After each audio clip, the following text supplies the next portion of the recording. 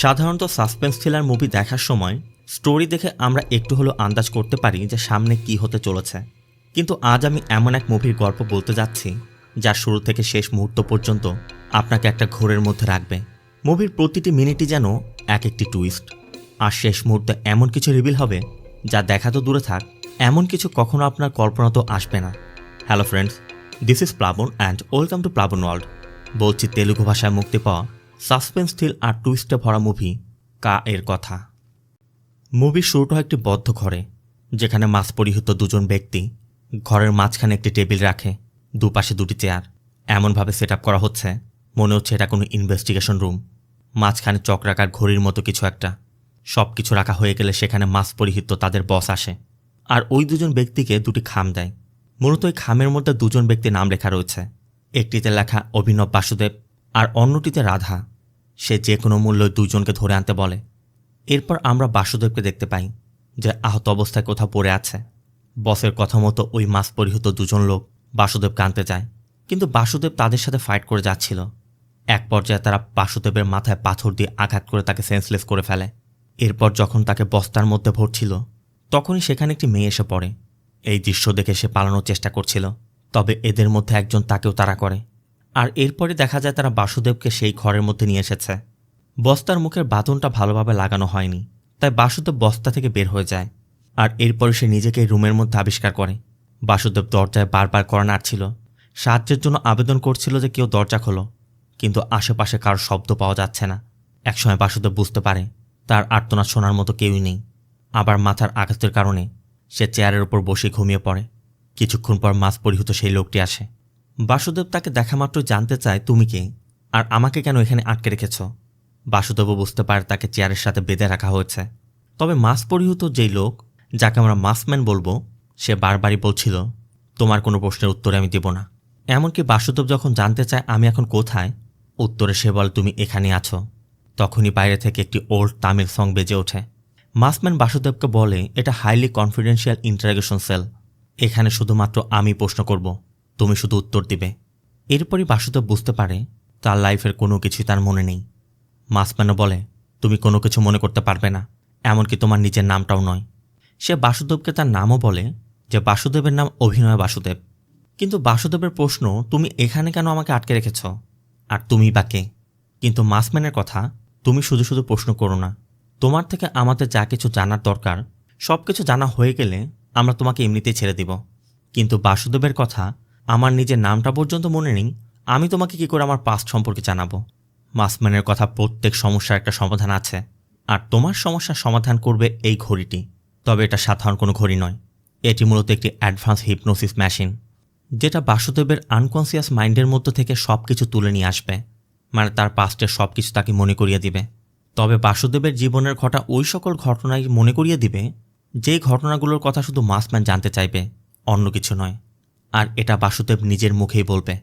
বাসুদেবের কথা, তোমাদের যা করতে হয় করো, যা জানতে হয় জানো, আমাকে দ্রুতই অন্ধকার থেকে বের করো। তখনই মাস্কম্যান বলে, 22 এপ্রিল 1979 সালে তুমি আবিদ শেখ নামে এক ব্যক্তির চিঠি খুলেছিলে এবং পড়েছিলে। ওই চিঠিতে কী লেখা ছিল? এরপরই মেশিনটি ঘুরতে শুরু করে, আর বাসুদেবের সাবকনসিয়াস মাইন্ড 1979 সালে চলে যায়, যেখানে আমরা দেখতে পাই বাসুদেব একজন পোস্টম্যান ছিল।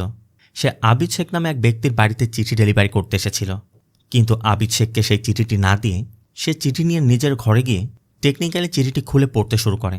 কিন্তু এই চিঠিটি আরবি ভাষায় লেখা ছিল, যে জন্য বাসুদেব এই চিঠির কোনো লেখাই বুঝতে পারছিল না, আর এর জন্য বাসুদেব এখনও সেটা মনে করতে পারছে না। মাস্কম্যানের কথা ঠিক আছে, চিঠির বিষয়ে আমরা পরে কথা বলবো, কিন্তু তার আগে তুমি বলো, তোমার কেন অন্যের চিঠি গোপনে পড়ার অভ্যাস? আর কে তুমি? তোমার বাবা মাকে? তুমি কোত্থেকে এসেছ? বাসুদেব তখন তার ছোটবেলার কথা বলতে থাকে। বাসুদেব বলে, জন্মের পর থেকে আমি অনাথ। আমি একটি আশ্রমে থাকতাম। আশ্রমে অনেক বাচ্চারা থাকতেও বাসুদেব সবসময় একাকিত্ব অনুভব করত। সবসময় শুধু ভাবত তার বাবা মা কোথায়, ভালোবাসা কী জিনিস, সম্পর্ক কী জিনিস বাসুদেব কিছুই জানত না। কিন্তু একদিন আশ্রমের একটি বাচ্চার জন্য তার মায়ের লেখা একটি চিঠি হাতে পেয়ে বাসুদেব সব এক্সপিরিয়েন্স করতে পারে যে আসলে মায়ের ভালোবাসা কী জিনিস। ওই চিঠিতে তার মা তার ছেলের জন্য যে আদর ভালোবাসা দিয়ে সব কিছু লিখেছিল, বাসুদেব প্রথম বুঝতে পারে যে আসলে মায়ের ভালোবাসা কী। যদিও চিঠিটি অন্যের ছিল, তারপর ওই চিঠিটি পড়ে বাসুদেবের মনে হচ্ছিল এই চিঠিটি যেন তার মা তার জন্যই লিখেছে। আর এরপর থেকে মূলত বাসুদেবের অন্যের চিঠি পড়ার একটা অভ্যাস তৈরি হয়ে গিয়েছিল, একরকম একটা অ্যাডিকশন। এর মধ্যে একদিন রাতের বেলা ওই আশ্রমের শিক্ষক গুরুনাথাম তার স্ত্রীর পাঠানো একটি চিঠি পড়ছিল, যেখানে তার স্ত্রী তাদের মেয়ের সম্পর্কেও লিখেছে। চিঠিটি পড়ার পর গুরুনাথাম কিছু টাকা আর চিঠি ডয়ারে রেখে দেয়। তখনই বাসুদেব এসে তার কাছে জানতে চায়, আমার বাবা মা কোথায় বা আমার বাবা মা কারা, আমি তাদের সম্পর্কে জানতে চাই। গুরুনাথামের কথা তোমার বাবা মা নেই, কিন্তু বাসুদেব জানতে চায় কেউ না কেউ তো আমাকে এখানে রেখে গেছে, না হলে আমি কোত্থেকে আসলাম, আমি তাদের সম্পর্কে জানতে চাই।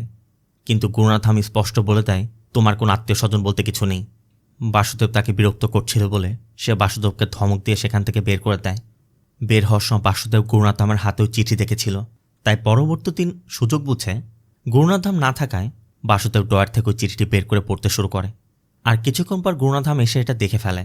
এজন্য সবার মধ্যে এসে বাসুদেবের কাছে জানতে চায় কেন সে বারবার মানুষের চিঠি পড়ে। এমনকি এটাও বলে, তোমার এই স্বভাবের কারণে হয়তো বা তোমার পরিবার তোমাকে এভাবে ফেলে গেছে। গুরুনাথামের এই কথাটা বাসুদেবের মনের মধ্যে একদম গেঁথে যায়। আবার সেটা বলেছিল এখানে আশ্রম না থাকলে তার যাওয়ার কোনো জায়গা ছিল না, যে জন্য বাসুদেব রাগের বশে গুরুনাথামের যে টাকাগুলো ছিল সেগুলো চুরি করে সেখান থেকে পালিয়ে যায়। বাসুদেবের মুখে এগুলো শোনার পর মাসম্যান বাসুদেবকে বলে, ওই সময় তুমি যে চুরিটি করেছিলে সেজন্য একজন মানুষের জীবন চলে গেছে। সে জানায় গুরুনাথামের মেয়েটি অসুস্থ ছিল, গুরুনাথাম তার মেয়ের চিকিৎসার জন্য ওই টাকাগুলো গোছাচ্ছিল, কিন্তু বাসুদেব ওই টাকাগুলো চুরি করে নিয়ে যাওয়ার কারণে সে তার মেয়ের চিকিৎসা করাতে পারেনি, যে জন্য তার মেয়েটা মারা গিয়েছিল। কিন্তু বাসুদেবের কারণেই যে গুরুনাথামের মেয়েটি মারা গিয়েছিল এটা বাসুদেব এখন স্বীকার করতে চাইছে না। মাসম্যানের কথা সেটা তোমার সজ্ঞানে বা অজান্তে হোক না কেন, ওই মেয়ের মৃত্যুর জন্য তুমি দায়ী ছিলে। এরপর আজকের মতো সে জিজ্ঞাসাবাদ শেষ করে। বাসুদেব তখনও বের হওয়ার চেষ্টা করছে, বারবার তাকে ছেড়ে দিতে বলছে। আবার এখানে যে খাবার দেওয়া হচ্ছিল সেই খাবারগুলো ছুঁড়ে ছুঁড়ে ফেলে দিচ্ছে। সে বুঝতে পারছে না কেন তাকে এখানে আটকে রাখা হয়েছে, আর এটা কোথায়, এরাই বা কারা। ঠিক তখনই দেয়ালের ওপাশ থেকে একটি মেয়ের শব্দ আসে, আর আমাদের রাধা নামে সেই মেয়েটিকে দেখানো হয়, বাসুদেবের সাথে যে মেয়েটিকেও তুলে আনার কথা ছিল। আবার বাসুদেব একে তো আহত, তারপরে খাবার না খাওয়ায় একসময় অসুস্থ হয়ে পড়ে, যে জন্য ডক্টর ডাকা হয়। ডক্টরের পাশে থাকা বৃদ্ধা নারী জানতে চাচ্ছিল ওর কী হয়েছে। ডক্টর জানায় 4 দিন যাবৎ হয়তো ঠিকমতো খাবার খায়নি, এই জন্য অজ্ঞান হয়ে গেছে। যেখানে তার কথায় আমরা বুঝতে পারি খাওয়ানোর দায়িত্বটা তারই ছিল। এরপর আমাদের সেই আশ্রমের শিক্ষক গুরুনাথামকে দেখানো হয়, তার পাশে তার প্রেগনেন্ট মেয়ে প্রিয়াকেও দেখা যায়। এখানে আমি যে দৃশ্যগুলোর কথা বলছি প্রত্যেকটা দৃশ্য আপনার মনে রাখবেন, কারণ এগুলোর এক্সপ্লেনেশন আমি একদম শেষে গিয়ে দিব, তাই আপনার কনফিউজ না হয়ে ধৈর্য ধরে দেখতে থাকুন। পরবর্তী দিন মাসম্যান যখনই বাসুদেবকে জিজ্ঞাসাবাদ করতে আসে, বাসুদেব তার কাছে ওই বৃদ্ধা মহিলার কথা জানতে চায় যে ওই বৃদ্ধা মহিলা কোথায়। সে আমার এখানে এসেছিল, আমার সাথে খুব ভালোভাবে কথা বলল, মনে হচ্ছিল সে আমার খুব আপনজন। মাসম্যান উত্তর না দিয়ে বাসুদেবকে মনে করিয়ে দেয়, এখানে শুধুমাত্র প্রশ্ন আমি করব, তুমি উত্তর দিবে। আর তুমি তো অনাথ, দুনিয়াতে আপনজন বলতে কেউ নেই। কিন্তু বাসুদেবের কথা তুমি যদি আমার উত্তর না দাও আমি তোমার কোনো উত্তর দিব না। মাসম্যান বলে, এই রুমের মধ্যে তোমার কোনো শর্তই চলবে না। এরপর মাসম্যান জানতে চায় তুমি কৃষ্ণাগিরি কেন গিয়েছিলে, আর সেখানে গিয়ে কী করেছিলে। এই প্রশ্নের জবাবে বাসুদেব জানায়, অনাথ আশ্রম থেকে পালিয়ে আসার পর সে বিভিন্ন জায়গায় গিয়ে অনেক কাজই করেছে, কিন্তু যেখানেই যাক না কেন, যা কিছুই করুক না কেন, সে কোনো কিছুতেই অন্যের চিঠি পড়া থেকে নিজেকে আটকাতে পারছিল না, যে জন্য যে কোনো মূল্যে তার একটা পোস্টম্যানের চাকরির প্রয়োজন ছিল। আর এই খোঁজেই তার সুব্বু নামে একজনের সাথে কথা হয়, যে তাকে তাদের গ্রামে সহকারী পোস্টম্যান হিসেবে চাকরি দেওয়ার কথা বলেছিল। আর সেই চাকরির জন্যই সে তার পোষা কুকুর রামুকে নিয়ে কৃষ্ণাগিরিতে গিয়েছিল। এই কৃষ্ণাগিরি গ্রাম সম্পর্কে একটি তথ্য দিয়ে রাখি, এই পুরো গ্রাম চতুর্দিকে উঁচু উঁচু পাহাড়ে ঘেরা। দুপুর 3টার পর যখন সূর্য হেলে পড়ে তখন এই পাহাড়ের ছায়াগুলো ঠিক গ্রামের উপর এসে পড়ে, যে জন্য দুপুর 3টার পর থেকেই পুরো গ্রাম অন্ধকারে ছেয়ে যায়। তবে গ্রামবাসী বিভিন্ন জায়গায় আগুনের ব্যবস্থা করে রেখেছে, কারণ ওই সময় এখানে বিদ্যুৎ ছিল না। একরকম দিনের বেলাতেও পুরো অন্ধকার থাকতো, আর এতেই গ্রামবাসী অভ্যস্ত ছিল। কিন্তু বাসুদেবের কাছে এই সব কিছুই আশ্চর্যজনক লাগছিল। এরপর আমাদের ওই গ্রামের এক মেয়েকে দেখানো হয়, যে রাতের আধারে নিজের বাড়ির মানুষের গোপনে জঙ্গলের ভিতরে থাকা একটি মন্দিরে যাচ্ছিল। মেয়েটি অনুভব করছিল কেউ হয়তোবা তাকে ফলো করছে, আর এভাবে মন্দিরের কাছে যাওয়া মাত্রই হঠাৎ করে কেউ এসে তাকে অপহরণ করে নিয়ে যায়। এরপর আমাদের সেই সুব্বুকে দেখানো হয়, যে এখন এই গ্রামের পোস্টম্যান হিসেবে কাজ করে, মানে সেই বাসুদেবকে চাকরি দেওয়ার কথা বলে এনেছে। সুব্বু একজন দোকানদারের সাথে কথা বলছিল, তাদের কথা আমরা এটাও বুঝতে পারি গতরাতে যে মেয়েটি মিক্সিং হয়েছে তার বিষয়ে কথা বলছে। আর সুব্বু সন্দেহ করছে তাদের গ্রামে লালা নামে এক গুন্ডা রয়েছে, সেই হয়তো বা এই সকল মেয়েদের মিসিংয়ের পিছনে দায়ী, কারণ এই মেয়েটি প্রথম নয়, এর আগে বহু মেয়ে এভাবে নিখোঁজ হয়েছে। এদিকে বাসুদেব এখানে একটি ঘর নিয়েছে। আজই তার চাকরির প্রথম দিন, তাই সকাল সকাল পোস্টম্যানের ড্রেস পরে সোজা পোস্ট অফিসে চলে যায়। এই পোস্ট অফিসটি মূলত একটি বাড়ির সাথে, মানে ভিতরে বাড়ি বাইরে পোস্ট অফিস। সুব্বু তখনও পোস্ট অফিসে এসে পৌঁছায়নি, তবে পুরো পোস্ট অফিসটি একদম সাজানো গোছানো। এত বছর পর এসে বাসুদেবের স্বপ্ন সত্যি হতে চলেছে, যে জন্য বাসুদেব তার সার্টিফিকেটগুলো আবার চেক করছিল। ঠিক তখনই তার চোখ পড়ে কিছু চিঠির দিকে, আর লোভ সামলাতে না পেরে যখন সে চিঠির কাছে যায়, তার সার্টিফিকেটটি বাতাসে উড়ে দরজার ওপাশে বাড়ির মধ্যে চলে যায়। আর ওই সার্টিফিকেট আনতে গিয়ে বাসুদেব প্রথম সত্যভামা নামে এই মেয়েটিকে দেখতে পায়। এটা মূলত সত্যভামাদের বাড়ি, আর সত্যভামার বাবাই পোস্টমাস্টার, যার নাম রামারাজু। সুব্বুর বিষয়ে জানতে চাইলে সে জানায় সুব্বু এখনও পৌঁছায়নি, সেজন্য বাইরে অপেক্ষা করে। এই জন্য বাসুদেব বাইরে এসে অপেক্ষা করে। কিছুক্ষণের মধ্যে সুব্বু এসে বললে সুব্বু বাসুদেবকে পোস্টমাস্টার রামারাজুর সাথে দেখা করায়। এই পোস্ট অফিসে দুজন ব্যক্তি কাজ করে, পোস্টমাস্টার রামারাজু আর পোস্টম্যান সুব্বু, যে জন্য অনেক চিঠি তারা সময় মতো ডেলিভারি করতে পারে না।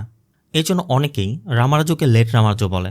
তাই বাসুদেব রামারাজুকে বলে যে আমি যদি এখানে কাজ করি সময় মতো সব চিঠি ডেলিভারি করে দিব, তখন কেউই আপনাকে লেট রামারাজু বলবে না। এতে করে সে একটু খুশি হয়। যদিও সে ইচ্ছা করলে বাসুদেবকে এভাবে চাকরিতে রাখতে পারে না, কারণ তার জন্য তাকে পরীক্ষা দিতে হবে, অ্যাপয়েন্টমেন্ট লেটার লাগবে, মানে অনেক কিছু আছে। তারপর আপাতত টেম্পোরারি হিসেবে তাকে কাজে রেখে দেয়।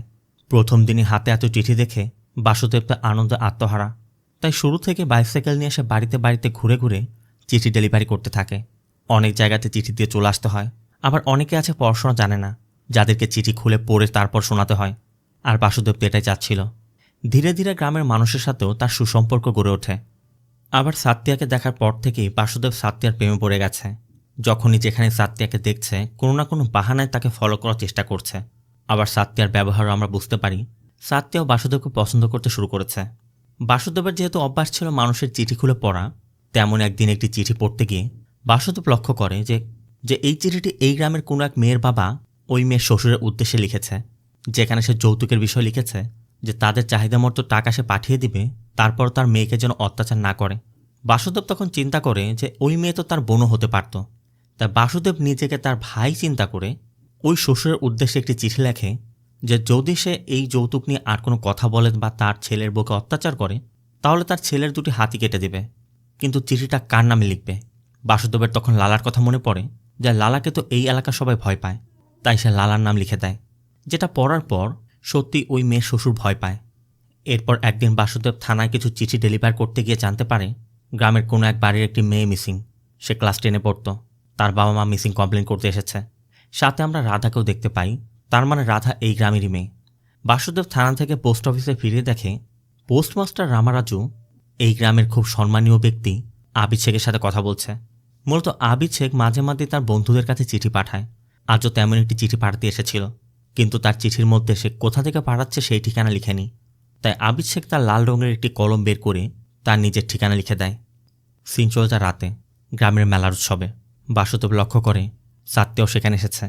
তাই সাত্তিয়ার সাথে ফ্লার্ট করার চেষ্টা করছিল, কারণ সাত্তিয়াও তো তাকে পছন্দ করে। আবার রামারাজু তখন প্রোগ্রাম দেখছে, সাত্তিয়া বাড়িতে যাবে। এই জন্য রামারাজু বাসুদেবকে সাত্তিয়াকে বাড়ি পর্যন্ত পৌঁছে দিতে বললে বাসুদেব সাত্তিয়াকে নিয়ে হাঁটতে শুরু করে। যাওয়ার সময় সাত্তিয়া বাসুদেবের কাছে তার কাস্ট সম্পর্কে জানতে চায়, যে সে কোন কাস্টের। বাসুদেবের কথা, আমি তো অনাথ, আমার আবার কোন কাস্ট? ভেবেছে যাকে ভালোবাসবো সে যে কাস্টের, আমিও সেই কাস্টেরই হব। এর মধ্যে দুজন মদ্যপ ব্যক্তি বাসুদেবের সাথে ধাক্কা খেয়ে পড়ে যায়। আর পাশে তারা সাত্তিয়াকে দেখে আজে বাজে কথা বলায় বাসুদেব একসময় তাদেরকে পিটিয়ে সেখান থেকে তাড়িয়ে দেয়। সুব্ব তখনই আসছিল, তাই ওদেরকে মারতে দেখে বাসুদেবকে বলে যে বাসুদেব যাদেরকে মেরেছে ওরা লালার লোক, লালা জানতে পারলে তার উপর হামলা করতে পারে। তাই দ্রুত যেন সে সাত্তিয়াকে নিয়ে বাড়িতে চলে যায়। দ্বিতীয় দিনের মতো বাসুদেবের জিজ্ঞাসাবাদ এখানেই শেষ হয়। তবে এতক্ষণের গল্পে বাসুদেব বেশ কয়েকজনের চরিত্রের কথা জানতে পেরেছে। তাই বাসুদেব দেয়ালে সেই চরিত্রগুলোর নাম লিখতে শুরু করে, যাতে পরবর্তীতে তার মনে থাকে। আর এই সকল ব্যক্তির সাথে দেখা করলে বাসুদেব হয়তোবা তার পাস সম্পর্কে ভালো করে জানতে পারবে। আবার গল্প যতদূর এগিয়েছিল সেখানে লালার লোকেদের সাথে তার ঝামেলা হয়েছিল। তা বাসুদেবের ধারণা লালার সাথে হয়তোবা তার কোনো ঝামেলা হতে পারে। তাই লালার সাথে কি হয়েছিল সেটার পাস জানার জন্য বাসুদেব ওই মেশিনটি স্টার্ট করতে চাচ্ছিল, কিন্তু কোনোভাবেই সেটা কাজ করছে না। ঠিক তখনই অন্য পাশ থেকে রাধা কথা বলতে শুরু করে, কারণ রাধা বুঝতে পারছে এই পাশে অন্য কেউ আছে। তারা দুজনের মধ্যে কথা বলে স্পষ্টই বুঝতে পারে তারা দুজন একইভাবে বন্দী হয়ে আছে। এমনকি দুজনের রুমের মধ্যে একই সেট করা। এটা শুনে বাসুদেব রাধার কাছে জানতে চায় যে তোমাকে কেউ জিজ্ঞাসাবাদ করতে এসেছিল। রাধা বলে আমি কাউকে দেখতে পাইনি, তবে আমি মাঝে মাঝে কিছু শব্দ শুনতে পাই। রাধা এটাও জানায় যখনই তারা কোনো প্রশ্ন করে তখনই মেশিন ঘুরতে শুরু করে আর রাধার তার পাস্টের ঘটনা মনে পড়ে। আর এখান থেকে রাধা তার পাস্টের সম্পর্কে জানায় যতটুকু সে এ পর্যন্ত জানতে পেরেছে। সিন চলে যায় পাস্টে, যেখানে আমরা দেখতে পাই রাধা ওই গ্রামের স্কুলে শিক্ষকতা করত। রাধার যখন 14 বছর বয়স তখন তার বাবা মা মারা গিয়েছিল। রাধার বড় 2টি ভাই ছিল, কিন্তু 2 ভাই থাকা সত্ত্বেও তার জীবনটা স্ট্রাগল করে কাটছিল। এখানে আমরা এটাও জানতে পারি গ্রামের ওই মেলার অনুষ্ঠানে রাধাও সেখানে ছিল। আর ওই মদ্যপ দুজন রাধার সাথে মিসবিহেভ করছে বলে রাধা সেখান থেকে পালিয়ে যাওয়ার চেষ্টা করছিল। এমনকি রাধাকে ফলো করতে গিয়ে তারা বাসুদেবের সাথে ধাক্কা খায়। আর পরবর্তীতে বাসুদেব ওদেরকে পিটিয়ে যখন এখান থেকে সরিয়ে দিয়েছিল, তারপর রাধা তার বাড়িতে ফিরে যায়। আর এখানে রাধা তার ভাইকে নেশাগ্রস্ত অবস্থায় পড়ে থাকতে দেখে, যেটা তার প্রতিদিনের কাজ। সে ভাই হয়ে সারাদিন নেশা করে পড়ে থাকতো আর রাধাকে কাজ করে এনে তারই খোরাক জোটাতে হতো। রাধা এটাও জানায় যে তার বেশ কিছুদিন যাবত মনে হচ্ছিল তাকে কেউ ফলো করছে। আবার আবিদ সে গ্রামের মধ্যে একজন সম্মানিত ব্যক্তি, সে গ্রামের মানুষের ভালোর জন্য কাজ করত, সবাইকে উপকার করত। তাই রাধাও তার ভাইয়ের চাকরির জন্য আবিদের সাথে কথা বলে যে কোনোভাবে তার জন্য একটা চাকরির ব্যবস্থা করে দিন। আবিদ অবশ্য কথা দেয় সে কিছু করার চেষ্টা করবে।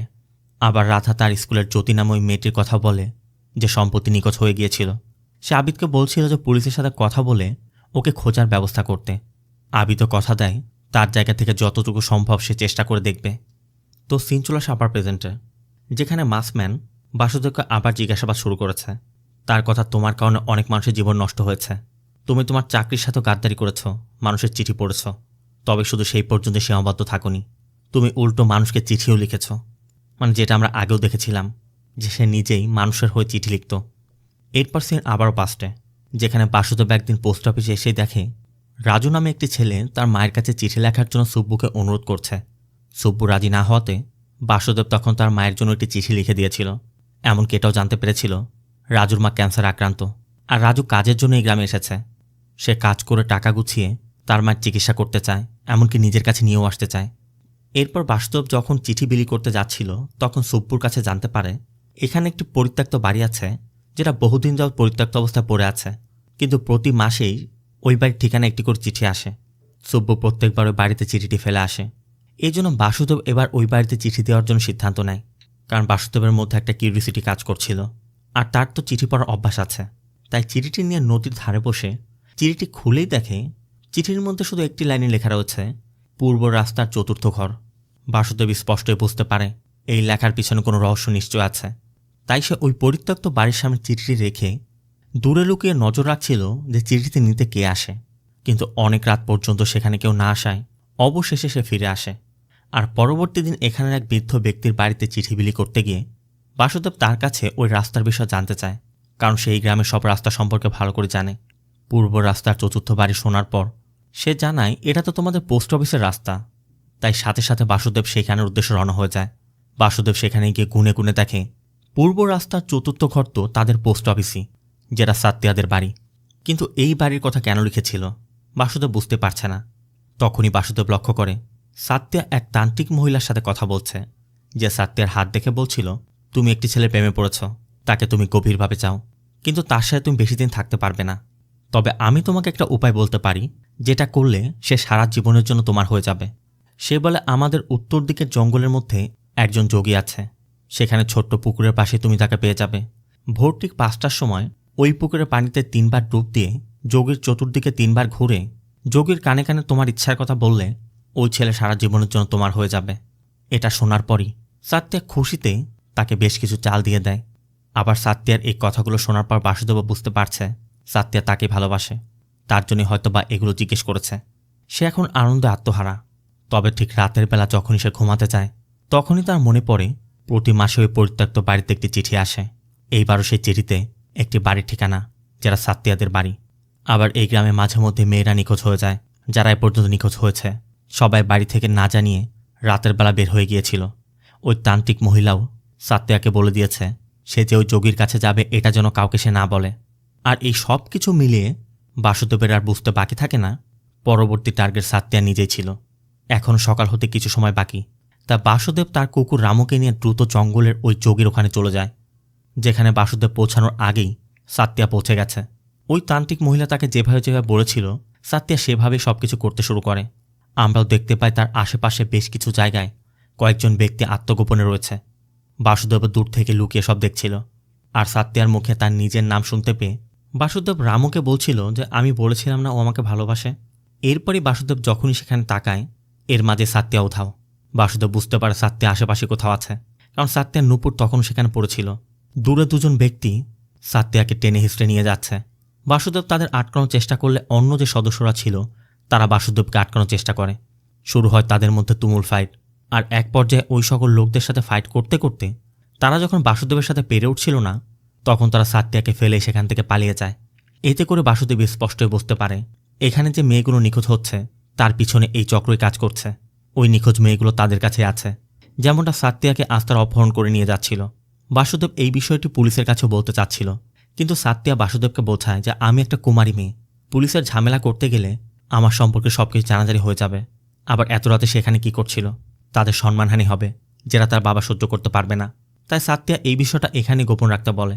এই জন্য সাত্তিয়ার অনুরোধে বাসুদেব সাত্তিয়াকে তার বাড়ির সামনে ড্রপ করে দিয়ে আসে। কিন্তু এখান থেকে ফেরার পরই বাসুদেব চিন্তা করছিল এই গ্রামের মেয়েদের সাথে যা কিছু হচ্ছে, যারা নিখোঁজ হয়েছে, এটা কোনো ছোট বিষয় নয়। যদিও সাত্তিয়া তাকে নিষেধ করেছে, তারপর বাসুদেব চুপ থাকতে পারছে না। বাসুদেবের রহস্য উন্মোচন করতে চায়। তাই বাসুদেব পুলিশের কাছে একটি বেনামি চিঠি লেখে যে গ্রামের মধ্যে এক তান্ত্রিক মহিলা ঘুরে বেড়ায়। গ্রামে যে মেয়েগুলো নিখোঁজ হয়েছে তাদের নিখোঁজের পিছনে ওই মহিলা দায়ী। আপনারা তাকে ধরলে পুরো চক্রকে ধরতে পারবেন। আর এরপরই সুব্বু পোস্ট অফিসে এসে বাসুদেবকে জানায় গ্রামে যে মেয়েরা নিখোঁজ হচ্ছে তাদের নিখোঁজের পিছনে এক তান্ত্রিক মহিলা ছিল যে ভবিষ্যৎ বলতো। পুলিশ তাকে ধরেছে, কিন্তু সে বলছে যে ওই নিখোঁজ মেয়েদের বিষয়ে সে কিছুই জানে না। পুলিশ এখন কোনো ক্লু খুঁজে পাচ্ছে না। তবে সুব্বুর ধারণা এই সব কিছু লালার কাজ। আবার লালাকে অনেকদিন যাবৎ গ্রামেও দেখা যাচ্ছে না। বাসুদেব এটা শোনার পর আরও বেশি চিন্তায় পড়ে যায়। সাত্তিয়া তখন বোঝানোর চেষ্টা করে আমি তো ঠিক আছি, পুলিশ তো ওই মহিলাকে ধরেছে, বাকিটা তারাই বুঝবে, এই বিষয় নিয়ে তোমার তো মাথা ঘামানোর প্রয়োজন নেই বলে সাত্তিয়া চলে যায়। আর এরপরই বাসুদেব চিঠিগুলো চেক করতে গিয়ে লালার ঠিকানা একটি চিঠি দেখতে পায়। বাসুদেব বুঝতে পারে এই চিঠিতে কোনো ক্লু থাকতে পারে। তাই বাসুদেব গ্রামের বাইরে জঙ্গলের মধ্যে গিয়ে এই চিঠিটি পড়তে শুরু করে, যেখানে লেখা ছিল আমি তোমার পার্সেলটি পেয়েছি, তোমার শেয়ারের পেমেন্ট খুব তাড়াতাড়ি আমি তোমাকে পাঠিয়ে দিব। পরবর্তী বৃহস্পতিবারে পুরাতন কাঠের সমিলে তুমি তোমার লোক পাঠিয়ে দিও, আমার লোকও টাকা নিয়ে সেখানে পৌঁছে যাবে। তোমার লোককে শুধু এই কোডটি বলতে বলবে। আর কোড হিসেবে লিখে দিয়েছে দেবীর মন্দির। বাসুদেব স্পষ্টই বুঝতে পারে যে গ্রামের মধ্যে যা কিছু হচ্ছে সেটা রহস্য জানতে হলে এর থেকে ভালো সুযোগ আর কখনই পাবে না। তাই সে লালার যে চিঠি ছিল ওই চিঠিটি নকল করে ভিন্ন একটি সময় দিয়ে একটি চিঠি লিখে দেয়। আর অরিজিনাল যে চিঠি ছিল সেই চিঠিতে যে সময় লেখা ছিল ওই সময় মতো সে নিজে সেখানে পৌঁছে যায়। কিছুক্ষণের মধ্যে সেখানে একটি গাড়ি এসে পড়ে। বাসুদেবের রুমাল দিয়ে তার মুখটি ঢেকে ফেলে। গাড়িতে থাকা ব্যক্তিরা বাসুদেবের কাছে কোড জানতে চাইলে সে দেবীর মন্দির বলা মাত্রই তারা টাকা ভর্তি একটি ব্যাগ ফেলে দিয়ে চলে যায়। আর সেখান থেকে যাওয়ার সময় রাজু নামে ওই ছেলেটিকে আসতে দেখা যায়। বাসুদেব টাকার ব্যাগটি তার নিজের ঘরে নিয়ে রাখে, কারণ বাসুদেব জানে যে এই টাকার খোঁজে তার কাছে কেউ নিশ্চয় আসবে। আর তখনই সে সব কিছু জানতে পারবে কারা এর সাথে ইনভলভ আছে। বাসুদেব মাসম্যানকে বলে যে আমি তো গ্রামবাসীর জন্য ভালোই করছিলাম, এখানে আমার অন্যায় কি? মাসম্যান তখন বাসুদেবকে বলে তুমি তোমার নিজ ইচ্ছা মতো যেটা করছিলে সেটা সবসময় ভালো হবে এমনই নয়, কারণ ওই দিন তোমার জায়গায় অন্য একটি ব্যক্তির টাকা আনার কথা ছিল। এখানে আমরা দেখতে পাই বাসুদেব তার আগে টাকা নিয়ে যাওয়ার কারণে যখন পরবর্তীতে রাজু সেখানে টাকা নিতে এসেছিল, রাজু ওই টাকা না নেওয়ার কারণে তারা ভেবে নিয়েছিল রাজু হয়তো তার মায়ের চিকিৎসার জন্য ওই টাকাটি চুরি করেছে, এখন মিথ্যা বলছে। তাই ওই টাকার জন্য তারা রাজুকে খুন করেছিল। তাই মাসম্যানের কথা রাজুর খুনের জন্য তুমিই দায়ী। আর শুধু এটাই নয়, বাসুদেব নিজে হাতে একজনকে খুনও করেছে। বাসুদেবের কথা দেখো, আমি নিজেও জানি না এসব আমি করেছি কিনা, তুমি আমাকে দিয়ে এগুলো বলাচ্ছ। তবে আজকের মতো এখানে জিজ্ঞাসাবাদ শেষ হয়। বাসুদেব এখন বুঝতে পারছে না কোনটা সত্যি কোনটা মিথ্যা। আসলেই কি ওই ঘটনাগুলো ঘটেছিল, বাসুদেবকে ওই কাজগুলো করেছিল না করেনি, আবার কোনোটা বলবে কোনোটা গোপন করবে সেটাও সে করতে পারছিল না। কিন্তু তার থেকেও বড় প্রশ্ন, সে কারোর খুন কেন করবে? এর মাঝে রাধা বলে তারা যে রুমে রয়েছে তার সামনে ছোট্ট একটি জানালা দিয়ে বাইরের আলো দেখা যাচ্ছে। তারা যদি চেষ্টা করে হয়তো বা এর বাইরে কি আছে সেটা জানতে পারবে। তাই বাসুদেব টেবিলের উপরে দাঁড়িয়ে লাফিয়ে লাফিয়ে জানালার ওই পাশটা দেখার চেষ্টা করছিল, কারণ এছাড়া তাদের কাছে আর কোনো উপায় নেই। আর এভাবে অনেকক্ষণ চেষ্টা করার পর অবশেষে বাসুদেব সেই আশ্রমের টিচার গুরুনাথামকে দেখতে পায়। এতে করে সে স্পষ্টই বুঝতে পারে এটা একটা বাড়ি, পুরো সেটআপটা একটা বাড়ির মধ্যে করা। তবে আরও ভালো করে যখন দেখার চেষ্টা করছিল তখনই হঠাৎ করে পা পিছলে পড়ে আবার সে সেন্সলেস হয়ে যায়। অন্যদিকে গুরুনাথামের মেয়ে প্রিয়া তার স্বামীর কাছে চিঠি লিখছিল। গুরুনাথাম বলছিল যে তুমি সবসময় তোমার স্বামীর কাছে চিঠি লিখো, তোমার স্বামী তো কখনো লিখে না। প্রিয়া তখন বলে যে সে কাজে ব্যস্ত থাকে, এই জন্য হয়তো সময় পায় না। তো এরপর মাসম্যান যখনই আবার বাসুদেবকে জিজ্ঞাসাবাদ শুরু করতে চায়, তখনই বাসুদেব প্রথমেই বলে যে তুমি যতক্ষণ আমাকে না বলছো আমি এখন কোথায় আছি, ততক্ষণ পর্যন্ত আমি কোনো প্রশ্নের উত্তর দিব না। মাসম্যান তখনও বলে যাচ্ছিল এটা একটা হাইলি কনফিডেন্সিয়াল ইন্টারোগেশন সেল। বাসুদেবের কথা কখনোই ইন্টারোগেশন সেল না, এটা একটা বাড়ি। আমি নিজে চোখে দেখেছি, আমি আমার টিচার গুরুনাথামকে পর্যন্ত দেখেছি, এটা তারই ঘর। মাসম্যানও বুঝতে পারে বাসুদেব অনেক কিছু বুঝে গেছে, যেটা সে চিন্তাও করেনি। আর এরপরই মাসম্যান তার মাস্ক খুলে নিজের চেহারা সামনে আনে। আমরাও দেখতে পাই এই ব্যক্তির চেহারা বাসুদেবের মতোই। বাসুদেবের মনে এখন নতুন প্রশ্ন জাগছে, এই ব্যক্তি তার মতো দেখতে কিভাবে হলো? সে কেন বাসুদেবকে এখানে আটকে রেখেছে? তার সাথে বাসুদেবের সম্পর্কটাই বাকি। বাসুদেব বারবার তখন গুরুনাথাম মাস্টার বলে বলে দরজা পেটাচ্ছিল, তাকে ডাকার চেষ্টা করছিল। তখনই সে গুরুনাথাম মাস্টারের কিছু কথা শুনতে পায়, যেখানে সে বলছিল আমরা যদি কোনো বিচ্ছুকে আগুনের হাত থেকে বাঁচানোর চেষ্টা করি, তখন সে উল্টো আমাদেরকে কামড়ে তার আসল চরিত্রটা দেখিয়ে দেয়। তেমনিভাবে কোনো দুষ্ট মানুষকে সাহায্য করলেও আমাদেরই ক্ষতি হবে। তো এরপর ওই মাসম্যান, যদিও তার এখন মাস্ক নেই, সে আবার যখন জিজ্ঞাসাবাদ শুরু করতে যাবে, তখন বাসুদেব জানতে চায় তুমি কে? তুমি কি আমার যমজ ভাই? তোমার সাথে আমার সম্পর্ক কি? মাসম্যান কোনো প্রশ্নের উত্তরই দিতে চাচ্ছিল না। উল্টো সে জানতে চায় তুমি একটি খুন করেছিলে, কেন করেছিলে সেটা বলো। বাসুদেব শর্ত দেয় যতক্ষণ পর্যন্ত তুমি না বলছো তুমি কে, কেন এসব করছো, আমি কোনো প্রশ্নের উত্তর দিচ্ছি না। মাসম্যান তখন বলে যে আমি ভালো করেই জানি আমি কে, এসব কেন করছি, গুরুনাথাম মাস্টার এসবের সাথে কীভাবে ইনভলভ আছে, এটা জানার জন্য তুমি সব করতে পারো। তোমাকে আমি দুইটি অপশন দিচ্ছি। প্রথম অপশন, তুমি 2 দিন আমাদের সাথে কোঅপারেট করো, এরপর এমনিতে যেতে পারবে। আর যদি তা না করো, আমি আর কখনোই তোমার সামনে আসবো না। তুমি সারা জীবনের জন্য এই অন্ধকার ঘরের মধ্যে পড়ে থাকবে, কোনো প্রশ্নের জবাবই তুমি খুঁজে পাবে না। সে বাসুদেবকে ভাবার জন্য 2 দিনের সময় দিয়ে যায়। এরপর আমরা গুরুনাথাম মাস্টারকে দেখতে পাই তার মেয়ে প্রিয়াকে নিয়ে একটি এসটিডি বুথে এসেছে। মূলত সামনেই প্রিয়ার ডেলিভারি ডেট, তাই প্রিয়া তার স্বামীকে কল করে তার আসার বিষয় জানতে চাচ্ছিল। সেও প্রিয়াকে আশ্বাস দেয় 2 দিনের মধ্যে সে চলে আসবে। এদিকে আবার গুরুনাথাম মাস্টার যে আশ্রমে ছিল সেখানে 2জন স্টুডেন্ট তাকে দেখে কথা বলতে আসে। আর এখানে তাদের কথা আমরা জানতে পারি আসলে বাসুদেবের টাকা চুরি করার কারণে গুরুনাথাম মাস্টারের মেয়েটার তখন মারা গিয়েছিল। পরবর্তীতে গুরুনাথাম মাস্টার প্রিয়াকে দত্তক নিয়েছে। আর ওই সময় তার সাথে যেটা হয়েছে আর বাসুদেব যেটা করেছিল সে অনেক আগেই ভুলে গেছে। প্রিয়া বাড়িতে ফিরে তার দাদিকে বিষয়টি জানায় যে 2 দিনের মধ্যে আমার স্বামী আসছে। এই বিষয় নিয়ে দুজনই অনেক আনন্দিত ছিল। আর এদিকে রাধা তাদের এই কথাগুলো শুনতে পায়। আর এরপরই হঠাৎ করে রাধার সামনে মেশিনটি অন হয়ে যায়। রাধাকে প্রশ্ন করা হয় 1977 সালের মার্চের 7 তারিখে কী হয়েছিল তার সাথে। আবার এদিকে মাসম্যান আবারও এলে বাসুদেব তাকে জানায় তার প্রস্তাবে সে রাজি, 2 দিন সে কোঅপারেট করবে। এজন্য মাসম্যান জানতে চায় তুমি তাহলে এখন বলো তুমি ওই খুনটি কেন করেছিলে। কিন্তু বাসুদেবের কথা আমি তো কাউকে খুন করিনি। তবে এরপর আসল সত্যিটা সামনে আসে, আসলে সে খুন করেছিল না করেনি। মূলত সাত্তে একদিন বাসুদেবের জন্য পায়েস রান্না করে নিয়ে এসেছিল। আর ওই মুহূর্তে তারা দুজন অনেক বেশি রোমান্টিকও হয়ে গিয়েছিল। সাত্তিয়া চলে যেতেই বাসুদেব একটি চিঠি ওপেন করে। ওই চিঠির মধ্যে লেখা ছিল এখনো পর্যন্ত ওকে খুন করতে পারোনি, ওকে তো কেটে টুকরো টুকরো করে ফেলা উচিত ছিল। চিঠিটা পড়ার পর বাসুদেব বুঝতে পারে কাউকে খুন করার পরিকল্পনা করা হচ্ছে। এখানে লেখা রয়েছে 23 তারিখে এসে কোর্টে থাকবে, আর কোর্ট চত্বরে তারা খুন করার পরিকল্পনা করবে। যে লিখেছে সে বলেছে ওই দিন সে কোর্ট চত্বরে তার জন্য অপেক্ষা করবে। সেই ইশারা দেওয়া মাত্রই 2 জন মিলে তাকে হত্যা করবে। চিঠিটি পড়ার পর বাসুদেব তো এতটুকু স্পষ্ট যে কেউ খুন হতে চলেছে। কিন্তু বাসুদেব চিঠিটা পুলিশের কাছেও দিতে পারছে না, কারণ পুলিশ জানতে চাইবে বাসুদেব কি করে জানতে পারল। তখন তো তার গোপনে চিঠি পড়ার বিষয়টি প্রকাশ হয়ে যাবে। তাই বাসুদেব নিজে এটা ইনভেস্টিগেশন করতে চায়। বাসুদেব এই ঠিকানায় চিঠি ডেলিভার করতে যায়। আর আমরাও দেখতে পাই এটা অন্য কোনো ঠিকানা নয়, রাধার বাড়ির ঠিকানা। আর চিঠিটি রাধার ভাইয়ের কাছে এসেছে। বাসুদেব তার কাছে চিঠিটি ডেলিভার করে নিজে নিজে পরিকল্পনা করে যে পুলিশকে যেহেতু সে ইনভলভ করতে পারছে না, তাই ওই লোকটাকে বাঁচাতে সে নিজে কোর্টে যাবে। এই জন্য 23 তারিখেই সে কোর্টে চলে যায়। রাধার ভাইকে তো সে ভালো করে জানে, এখন শুধু তাকে খুঁজে বের করতে হবে সে কাকে টার্গেট করতে চাইছে। তবে অনেকক্ষণ অপেক্ষা করার পর সে সাইকেলে বসা একজন লোককে দেখে সন্দেহ করে যে রাধার ভাই হয়তো তাকে হত্যা করতে পারে। কিন্তু তাকে যখনই সে সতর্ক করতে যাবে তখনই সে রাধার ভাইকে ইশারা দিয়ে দেয় যে ও বের হয়েছে এখনই মার। তার মানে টার্গেট অন্য কেউ। যতক্ষণে বাসুদেব এটা বুঝতে পারে ততক্ষণে রাধার ভাই অন্য একজন ব্যক্তিকে আক্রমণ করেছে। এরপর বাসুদেব তাদের সাথে লড়াই করে ওই ব্যক্তিকে বাঁচানোর চেষ্টা করে। এমনকি ওখানে শুধুমাত্র ওই দুজন ব্যক্তিই নয়, তাদের সাথে আরও বেশ কিছু লোকও ছিল যারা একসাথে তাদের উপর আক্রমণ করে। বাসুদেবও তাদের সাথে যুদ্ধ করেই যাচ্ছিল। এর মধ্যে ওই ব্যক্তিও ভালোই আহত হয়েছে। তবে একসময় বাসুদেব তাকে নিয়ে কোর্টের পিছন দিয়ে জঙ্গলের মধ্যে পালিয়ে যায়।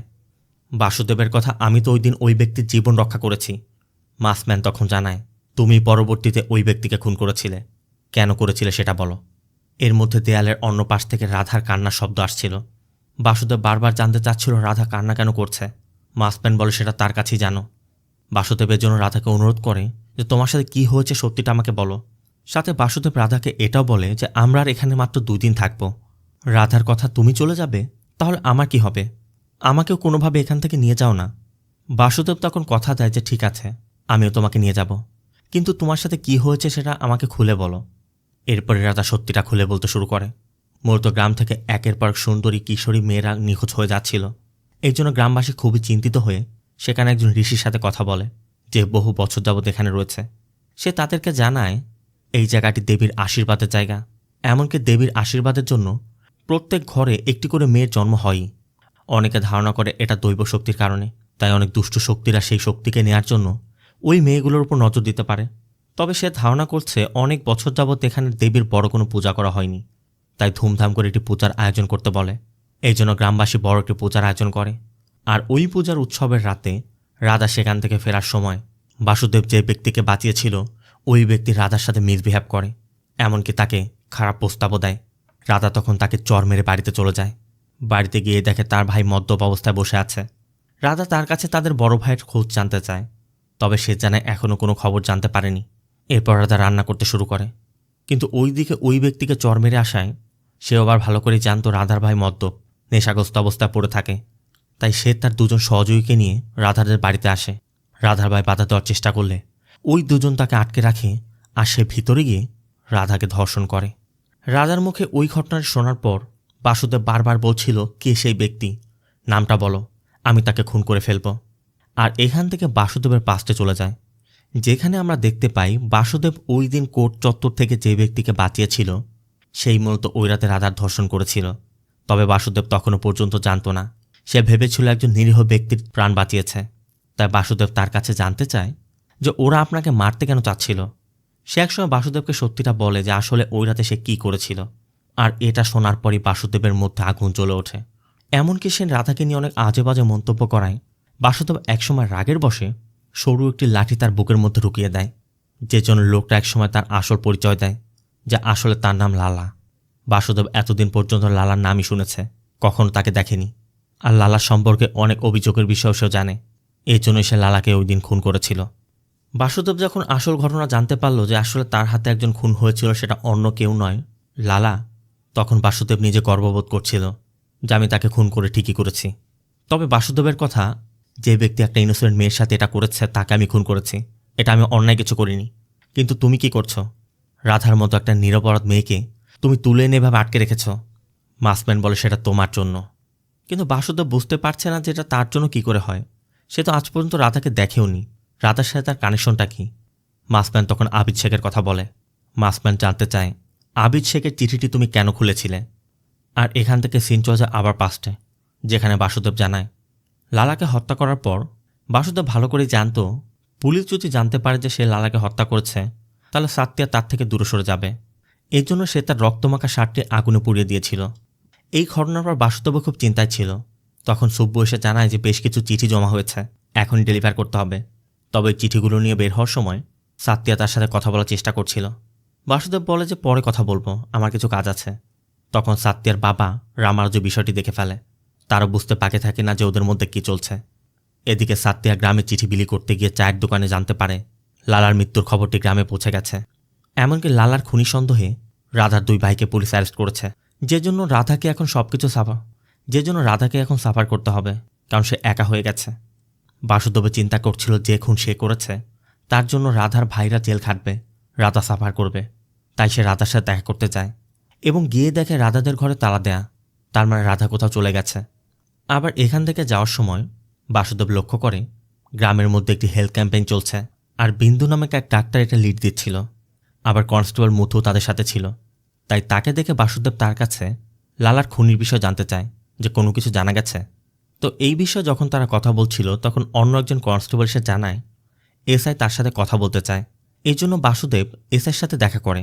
মূলত বাসুদেব তার কাছে যে বেনামি একটি চিঠি লিখেছিল ওই চিঠিটি দেখে এসে জানতে চাচ্ছে যে চিঠিটি কে লিখেছে। বাসুদেবের কথা, স্যার, পাঠানোর ঠিকানা লিখা থাকলে তো বলতে পারতাম। ঠিক তখনই একজন কনস্টেবল কিছু জিনিসপত্র নিয়ে আসে যেগুলো লালার ঘর থেকে উদ্ধার করা হয়েছে।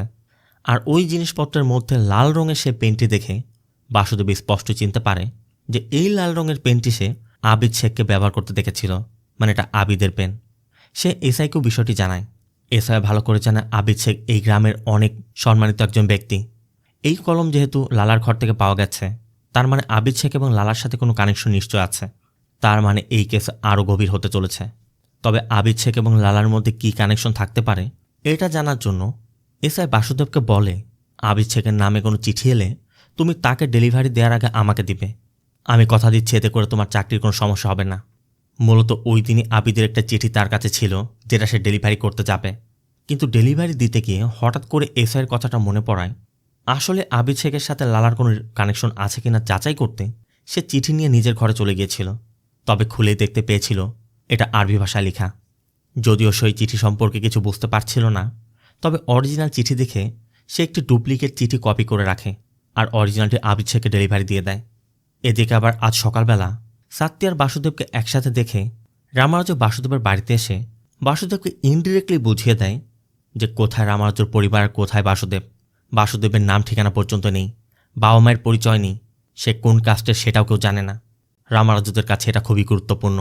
বাসুদেব স্পষ্টই বুঝতে পারে রামানুজ কখনোই তাদের সম্পর্ক মেনে নেবে না। এমনকি সে তার মেয়ের থেকেও তাকে দূরে থাকতে বলে, যে জন্য বাসুদেবের মনটা ভেঙে যায়। ছোট থেকে বাসুদেব একদমই একা, কখনো আপনজনের ভালোবাসা পায়নি। পেয়েছিল একমাত্র সাত্যের ভালোবাসা, সেটাও তার কপালে জুটল না। আর সব থেকে বড় কথা, ছোট থেকে তার একা থাকার অভ্যাস হয়ে গেছে। আর এখান থেকে ঘরে ফিরে তার আবিদ শেখের ওই চিঠির কথা মনে পড়ে যে ওই চিঠিতে আসলে কী লেখা থাকতে পারে, কিন্তু পড়তে তো পারছে না, এটা তো আরবি হরফ। তখন তার মনে পড়ে তাদের গ্রামে একটি দরগা আছে, এই দরগায় এক ব্যক্তি আছে যে মুসলিম। তাই সাথে সাথেই বাসুদেব তার কাছে ওই চিঠিটি নিয়ে যায়, যে ওই চিঠিটি পড়ে জানায় যে এই চিঠিতে আজ রাতেই রাধা নামে কোনো একটি মেয়েকে অপহরণ করার কথা বলা হয়েছে। তাই সাথে সাথে বাসুদেবের চিঠি নিয়ে থানায় চলে যায়। তবে থানাতে এসআই নেই, কাল মিনিস্টার প্রোগ্রাম বলে সেখানে প্রিপারেশন নিতে চলে গেছে। এখানে তার মুথুর সাথে কথা হয়, সে মুথুকে ওই চিঠিটি দেয় এবং সত্যিটা জানায় লালার সাথে আবিদ শেখের একটা কানেকশন আছে। এই চিঠিটি তার প্রমাণ। আজ রাতে রাধাকে অপহরণ করার কথা, আমি তার বাড়িতে যাচ্ছি, আপনি পুলিশ ফোর্স সহ পুরো গ্রামবাসীকে নিয়ে আসুন। বলেই বাসুদেব ওই বাড়িতে চলে যায়। তবে যাওয়ার সময় সাত্যের সাথে দেখা হয়, কারণ সাত্যা তার বাবার বিষয় জানতে পেরেছে। তার বাবা কখনোই এই সম্পর্কে মেনে নেবে না, তাই সাত্যা বাসুদেবের সাথে পালিয়ে যাওয়ার সিদ্ধান্ত নিয়েছে। কিন্তু বাসুদেব ছোটবেলা থেকে অনাথ, সাত্যা যদি এভাবে তার সাথে পালিয়ে যায় সেও অনাথ হয়ে যাবে, যেটা সে কখনোই চায় না। সাত্যের পরিবার যখন রাজি হবে তখনই সে সাত্যাকে নিবে। এই বলে সে রাধাকে বাঁচাতে আবিদ শেখের বাড়িতে যায়। আর এখানে দেখা যায় আবিদ শেখ তার লোকজন নিয়ে রাধাকে অপহরণ করে গ্রাম থেকে বের করার চেষ্টা করছিল। তবে এর মধ্যেই বাসুদেব এসে আবিদ শেখকে দরজা খুলতে বলে। আবিদ শেখও বুঝতে পারে কিছু একটা ঘটতে চলেছে, তাই রাধাকে ইঞ্জেকশন দিতে বলে। কথা মতো তারা রাধাকে ইঞ্জেকশন দিয়েও দেয়। অনেক সময় আবিদ শেখ দরজা না খোলায় বাসুদেব একসময় দেয়াল টপকে বাড়ির মধ্যে প্রবেশ করে। শুরু হয় আবিদ শেখের লোকেদের সাথে ফাইট। এতক্ষণে রাধাও সেন্সলেস হয়ে গেছে। একে একে সবাইকে পেটানোর পর বাসুদেব যখন আবিদ শেখকে পেটাতে যাবে, ঠিক তখনই পেছন থেকে বিন্দু নামে সেই ডক্টর মহিলা বাসুদেবের পিঠে ছুরি মেরে দেয়। আর এরপরই সামনে আসে তার আসল চেহারা। মূলত এই গ্রামের যে সকল মেয়েরা মিসিং হয়েছে, এই সবাইকে মিসিং করার পিছনে এই বিন্দুই রয়েছে। বিন্দু এই চক্রের মূল হোতা। আর বিন্দুর কথা আমরা এটাও জানতে পারি, বিন্দু এই গ্রাম থেকে মেয়েদেরকে পাচার করে অন্য জায়গায় নিয়ে প্রস্টিটিউশন করাচ্ছে, তাদেরকে উচ্চ দামে বিক্রি করে দিচ্ছে। এতদিন পর্যন্ত তাদের সব কর্মকাণ্ড ভালো চলছিল, কিন্তু বাসুদেব আসার পর প্রথমে বাসুদেব সাত্যাকে বাঁচিয়েছে। এরপর তারা যে তান্ত্রিক মহিলাকে দিয়ে কাজ করাতো তাকে পুলিশের হাতে দিয়ে দিয়েছে, তাদের টাকা নিয়ে গিয়েছিল। আর এখন তাদের সব কিছুই প্রকাশ করতে যাচ্ছিল, মানে সব শেষ পর্যন্ত আবিদ শেখকে ধরে ফেলেছিল। বিন্দুর কথা আমরা এটাও জানতে পারি, সবাই যেহেতু বলে যে এই গ্রামে দেবীর আশীর্বাদ আছে, প্রতি ঘরে একটা না একটা মেয়ের জন্ম হয়ই। আবার বিকাল 3টার পর এই গ্রামে অন্ধকার নেমে আসে, তাই এই গ্রামটা তাদের জন্য উৎকৃষ্ট ছিল। এখান থেকে মেয়েদেরকে অপহরণ করে নিয়ে যাওয়া তাদের জন্য সহজ ছিল। আর বিন্দু যখন জানতে পেরেছে বাসুদেবের জন্য সব প্রকাশ হয়ে যাচ্ছিল, তখনই মূলত বিন্দু এখানে এসেছে। তবে বিন্দুর কথা শোনার পর বাসুদেব বলছিল সে এখানে আসার আগে পুলিশকে সব বলে এসেছে, মানে বিন্দু ধরা পড়ে যাবে। কিন্তু এরপরই দেখা যায় যে আসলে বাসুদেব যার কাছে দিয়ে এসেছে, মানে কনস্টেবল মথু, মথু নিজেও বিন্দুর লোক, বিন্দুর হয়ে কাজ করে। আর এখানে যা কিছু ঘটছিল শুরু থেকে সব কিছুই মথুই বিন্দুকে মুহূর্তে মুহূর্তে সব আপডেট দিয়ে যেত। তবে বিন্দু এটাও বুঝতে পারছে আজ না হয় কাল হয়তো বা সব কিছু প্রকাশ হয়ে যাবে, তার ব্যবসা নষ্ট হয়ে যাবে। তাই আজ রাতের মধ্যেই যতগুলো মেয়েকে সম্ভব তারা এখান থেকে অপহরণ করে নিয়ে যাওয়ার সিদ্ধান্ত নেয়। তবে সেটা কিভাবে? আর এজন্য প্রত্যেক ঘরে আগুন দিতে বলে, যাতে সবাই ঘর থেকে বের হয়ে যায়। এই সুযোগে তারা ওই মেয়েদেরকে অপহরণ করবে। বিন্দুর কথা মতো প্রত্যেক ঘরে ঘরে আগুন দেওয়া হয়। সবাই যখন নিজেদের জীবন বাঁচাতে এদিক ওদিক ছোড়াছুড়ি করছিল, তখনই বিন্দুর লোকজন মেয়েদেরকে ধরে ধরে জিপে তুলছিল। যদিও বিন্দুরা ওই সময় বাসুদেবকে অজ্ঞান করে রেখেছিল, এতক্ষণে বাসুদেবের জ্ঞানও ফিরেছে। কিন্তু বাসুদেবের জ্ঞান ফিরতেই বাসুদেব ওই সকল লোকদেরকে পিটিয়ে মেয়েদেরকে রক্ষা করার চেষ্টা করছে। আবার এদিকে আবিদ শেখকে দেখা যায় সাত্তিয়ার বাড়ি থেকে সাত্তিয়াকে তুলে আনার জন্য সাত্তিয়ার বাবাকে গ্রামের আগুনের কথা বলে বাইরে নিয়ে আসে। তবে সাত্তিয়ার চিৎকার শুনে সাত্তিয়ার বাবা রামরাজু সব কিছু বুঝতে পারে। আবিদ শেখ তখন তার মাথায় আঘাত করে সাত্তিয়াকে পর্যন্ত নিয়ে যায়। এদিকে বাসুদেব ওই লোকদের সাথে ফাইট করে একে একে সবাইকে মেরে ফেলে। একসময় আবিদ শেখকেও মেরে ফেললে বিন্দুর কাছে ওই মুহূর্তে যে সকল মেয়েগুলো ছিল সবাইকে নিয়ে বিন্দু গ্রামের বাইরে চলে যাচ্ছিল, যে জন্য বাসুদেব একটি গরুর গাড়ি নিয়ে পিছু করে। আর জঙ্গলের মধ্যে পিছু করতে করতে একসময় বিন্দুদের গাড়ি নিয়ন্ত্রণ হারিয়ে একটি গাছের সাথে হিট করে। অন্য মেয়েরা ততক্ষণ নিরাপদ ছিল, এই গাড়িতে শুধু ছিল রাধা। এই পর্যন্ত বলার পর মাসম্যান বাসুদেবকে বলে, তোমার থেকে যতটুকু জানার ছিল আমার জানা হয়ে গেছে, আর কিছু জানার প্রয়োজন নেই। আর যেমনটা তোমাকে আমি প্রমিস করেছিলাম, তুমি এখন যেতে পারো। তারা বাসুদেবের বাঁধনও খুলে দেয়। এদিকে আবার গুণাথানের মেয়ের পিয়ারও লেবার পেন উঠে যাওয়ায় গুণাথান দ্রুত মেয়েকে নিয়ে হসপিটাল উদ্দেশ্যে বের হয়ে যায়। বাসুদেব বের হওয়ার আগে মাসম্যানকে বারবার বলছিল সে রাধাকে কথা দিয়েছে তার সাথে নিয়ে যাবে, রাধাকেও যেন তার সাথে দেয়া হয়। কিন্তু তারা কোনোভাবেই রাধাকে তার সাথে দিতে রাজি হচ্ছে না। আর এর মাঝেই সিন আবার সেই পাস্টে, যেখানে আমাদের দেখানো হয় ওই রাতে রাধাকে উদ্ধার করার পর বাসুদেব যখন রাধাকে কাঁধে নিয়ে গ্রামের দিকে যাচ্ছিল, ঠিক তখনই বিন্দুর জ্ঞান ফিরতেই বিন্দু তার কাছে থাকা গান নিয়ে বাসুদেব এবং রাধা দুজনকে শ্যুট করে একসাথে মেরে ফেলেছিল। তার মানে বাসুদেব এবং রাধা দুজনই মারা গেছে। পরবর্তী দিন সকাল হতে গ্রামবাসী তাদের লাশ গ্রামের মধ্যে নিয়ে আসে। বিন্দু এবং তার সহযোগীরাও ধরা পড়েছে। বাসুদেবের মৃতদেহ দেখার পর সাত্তিয়া সহ্য করতে পারছে না। গ্রামের লোকজন বাসুদেবকে অনেক ভালোবাসত। তারাও কাঁদতে কাঁদতে বলছিল যে এই জীবনে কার গর্ভে জন্ম নিয়েছিল সেটা হয়তো বাসুদেব জানতে পারেনি, পরবর্তী জন্মে সে কার গর্ভে জন্ম নিবে। আর এরপরে সামনে আসে মুভির মূল টুইস্ট, যেখানে সবথেকে বড় ঝটকাটা লাগে। গুণাথানের মেয়ে প্রিয়াকে হসপিটালে নেওয়ার পর সে যমজ সন্তানের জন্ম দেয়, একটি ছেলে একটি মেয়ে। আর এখানে আমরা জানতে পারি প্রিয়ার পেটে যে যমজ সন্তানের জন্ম হয়েছে সেই যমজ দুটি সন্তান অন্য কেউ নয়, বাসুদেব এবং রাধার পুনর্জন্ম। মূলত আগের জন্মে বাসুদেবের সজ্ঞানে বা অজান্তে সে যে ভালো কাজগুলো করেছিল সেই কাজের জন্যই তার পুনর্জন্মটি হয়েছে। আর গত জন্মে রাধার সাথে কোনো রক্তের সম্পর্ক না থাকায়ও সে রাধার জন্য জীবন দিয়েছিল, এই জন্যই এই জীবনে সে রাধার যমজ ভাই হয়ে জন্ম নিয়েছে। এরপরে আমাদের মুভির সেই ছোট ছোট ঘটনাগুলো দেখানো হয়। মূলত বাসুদেব এবং রাধা যে এতদিন এই ঘরের মধ্যে বন্দী ছিল সেটা ছিল আসলে প্রিয়ার গর্ভ। বাসুদেব যখনই খাবার না খেয়ে ছুঁড়ে ফেলত তখনই প্রিয়ার বমি হতো। বাসুদেব যখনই দরজা খোলার জন্য দরজা পেটাতো তখনই প্রিয়া তার পেটের মধ্যে লাথি অনুভব করত। আবার বাসুদেব দেয়ালে যখনই ওই নামগুলো লিখত তখন প্রিয়ার পেটের মধ্যে একটা অন্যরকম অনুভূতি কাজ করত। সে বুঝতে পারত ভিতরে নড়চড়া করছে, কিন্তু তখনও প্রিয়া জানত না তার পেটের মধ্যে যমজ সন্তান আছে। আবার বাসুদেবকে যখন ছেড়ে দেওয়া হয়েছিল তখন বাসুদেব বারবার রাধার কথা বললেও বাসুদেব রাধাকে নিয়ে বের হতে পারেনি, কারণ তাদের তো একজনের পর অন্যজনের জন্ম নিতে হবে। এমনকি আমরা আগেও দেখেছিলাম বাসুদেব ঘরের মধ্যে যখন গুরুনাথান মাস্টার বলে ডাকছিল তখন গুরুনাথানের কিছু কথা সে শুনেছিল, যখন গুরুনাথান ওই বিচ্ছুর গল্প বলেছিল। মূলত গুরুনাথান তার মেয়ে প্রিয়াকে ওই গল্পগুলো বলছিল, তখনই গর্ভে থেকে বাসুদেব ওই গল্পটি শুনেছিল। এটাই মূলত কর্ম। বাসুদেবের টাকা চুরি করার জন্য গুরুনাথানের মেয়েটি ওই সময় মারা গিয়েছিল, আর এখন বাসুদেবকেই গুরুনাথানের মেয়ের পেটে জন্ম নিতে হয়েছে। আবার প্রিয়ার দাদির দায়িত্ব ছিল সবসময় প্রিয়াকে খাবার দাবার খাওয়ানো, কিন্তু প্রিয়া হঠাৎ করে একদিন অসুস্থ হয়ে পড়লে ডক্টর এসেছিল। আর ওই দিন প্রিয়ার দাদি মূলত এই কথাগুলি বলছিল, যেটা বাসুদেব ওই সময় অনুভব করেছিল। এর মধ্যে প্রিয়ার স্বামীও পৌঁছে যায়। আর সবশেষে আমাদের মাসম্যানের আসল পরিচয় জানানো হয়, যে আসলে অন্য কেউ নয়, বাসুদেবের বিবেক। ওই যে আমরা বলি না, আপনার বিবেক যদি আপনাকে প্রশ্ন করে বিবেকের কাছে কি উত্তর দিবেন? বাসুদেবের সেই বিবেকই তাকে এতদিন প্রশ্ন করেছে। আর আমাদের প্রত্যেকটা ব্যক্তির মধ্যে বিবেক আছে। এই বিবেকের কাছে আমাদের উত্তর দিতেই হবে, সেটা যে পরিস্থিতিতেই হোক না কেন। এখান থেকে সিন চলে যায় কয়েকদিন পর। প্রিয়াকে হসপিটাল থেকে বাড়িতে আনা হয়েছে। বাসুদেবের যে রামু নামে কুকুরটি ছিল হঠাৎ করে প্রিয়াদের বাড়িতে এসে পড়ে। মূলত এর আগেও সে কয়েকবার আসার চেষ্টা করেছে, প্রিয়া তাড়ানোর চেষ্টা করেছিল, কিন্তু সে বারবার চলে আসে, যে জন্য তারা একসময় কুকুরটিকে রেখে দেওয়ার সিদ্ধান্ত নেয়। মূলত কুকুরটিও বুঝে ফেলেছিল যে বাসুদেব পুনর্জন্ম নিয়েছে, আর আগের জন্মে যেহেতু সে সবসময় বাসুদেবের সাথে ছিল, তাই এবারও সে বাসুদেবের সঙ্গ ছাড়তে চাইছে না। আর এর মধ্য দিয়ে মূলত মুভির শেষটা হয়। মূলত এই মুভিটি আমাদের এটাই শিক্ষা দেয় যে আমাদের অতীত যতই রহস্যময় বা অন্ধকার হোক না কেন, তা থেকে পালিয়ে আমাদের কোনো লাভ নেই, বরং বর্তমানের সত্যকে মেনে নিয়ে সাহসের সাথে এগিয়ে গেলে কেবল জীবনের জটগুলো খোলা সম্ভব। তো সব মিলিয়ে মুভিটি আপনার কেমন লেগেছে অবশ্যই কমেন্টে জানাবেন। ভিডিওটি ভালো লাগলে ভিডিওতে লাইক দিয়ে চ্যানেলটিকে সাবস্ক্রাইব করতে একদম ভুল করবেন না। দেখা হবে অন্য কোনো মুভি বা সিরিজের এক্সপ্লেনেশন ভিডিওতে। ততক্ষণ সব ভালো থাকবেন, সুস্থ থাকবেন। আল্লাহ হাফেজ।